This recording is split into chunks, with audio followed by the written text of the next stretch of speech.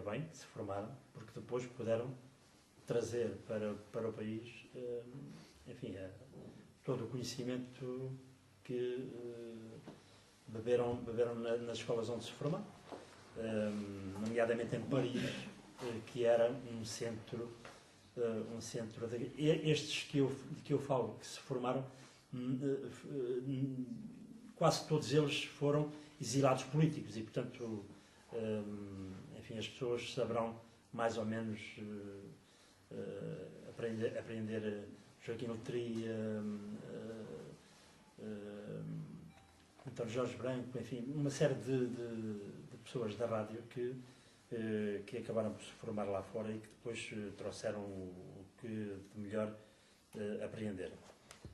Mas eu comecei a trabalhar assim na tarimba, como dizia o Sansão Coelho.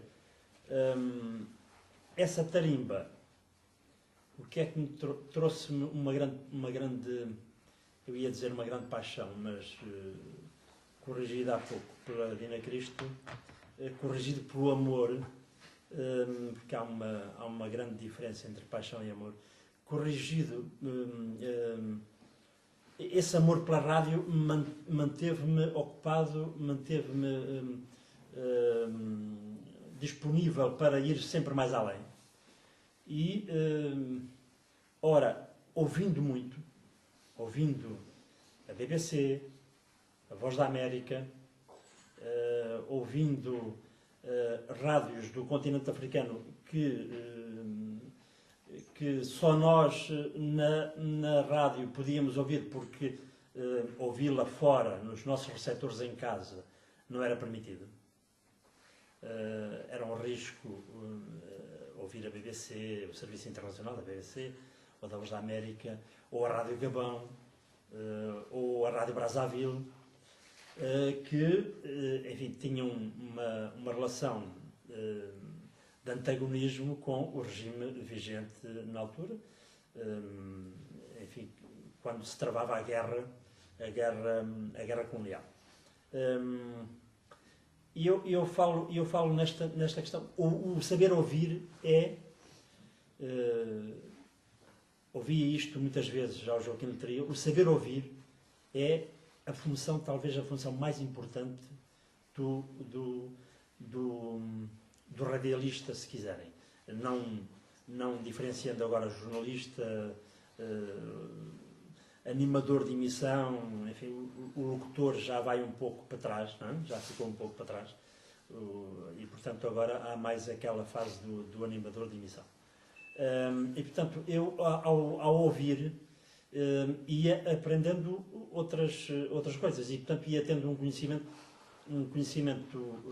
não só daquilo que se passava no mundo, porque, primeiro, São Tomé era uma ilha. Vivíamos isolados, como não havia jornais em São Tomé. Os jornais chegavam lá de Lisboa com 15 dias de atraso, no mínimo, não é?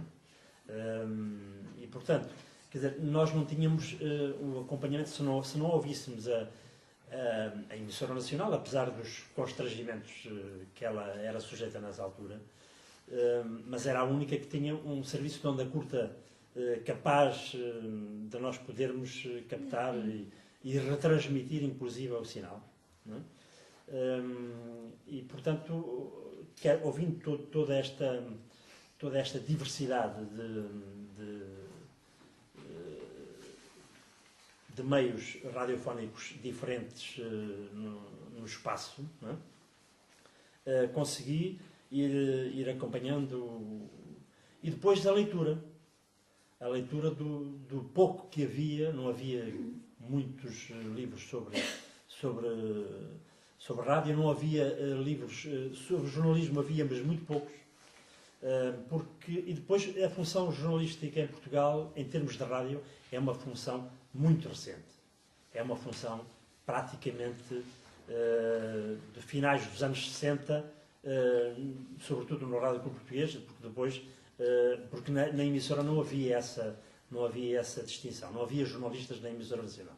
Havia assistentes literários que elaboravam as notícias, passavam-nas à mão passavam-nos a uma datilógrafa que as datilografava e depois as entregava com 15 minutos de antecedência ao locutor de serviço, para o locutor de serviço ter tempo de preparar a sua leitura.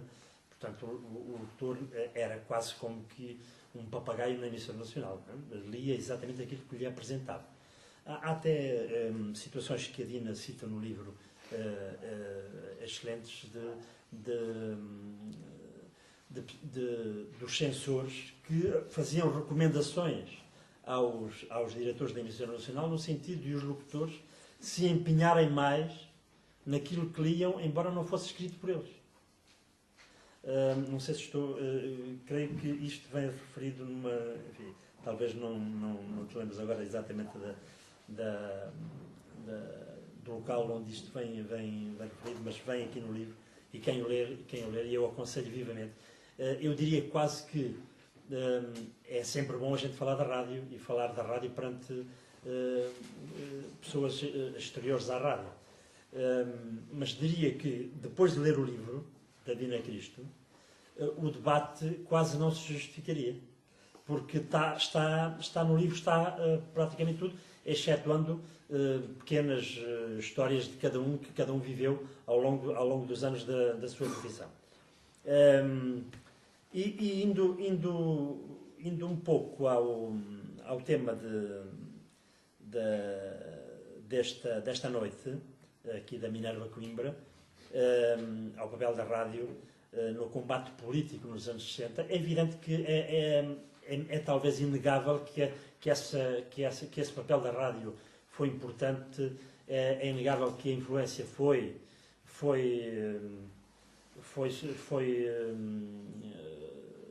muita, mas eu não sei se terá sido a única, provavelmente não foi a única, e coloco em dúvida que